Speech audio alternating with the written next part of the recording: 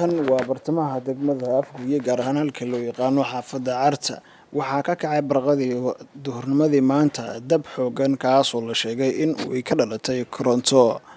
dabkan ayaa la sheegay inuu baabi'iyay ku dhawaad 2 guri oo ah xaafadaha Carto ka kooban ama ka tirsan dadka degmada aan la kulmay ayaa ii sheegay in wax khasaare nafeed aysan jirin marka laga soo tago burburka hantida iyo guud ahaan khasaaraha guriga soo gaaray ama labada guri maalmihii dambe degmada Afgoye waxaa ku soo noqnoqonayay dababka sidan oo kala ah kuwaas oo waxyeello ay ka soo gaadho mararka qaar dadka rayidka ah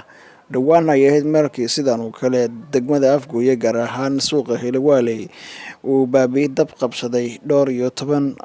goobo ganacsi ah kuwaas oo khasaarihii ugu badnaa sanadkan uu noqday Cabdifataax Martawakal Tayo TV 24 Shabeellada Hoose. Subscribe sar si aad u hesho wararka iyo barnaamijyada ka baxa Tayo TV 24 aragtidaadu waa u muhiim Tayo TV 24 TV-ga dadweynaha Tayo TV ballanteenu waa Tayo TV TV-ga dadweynaha.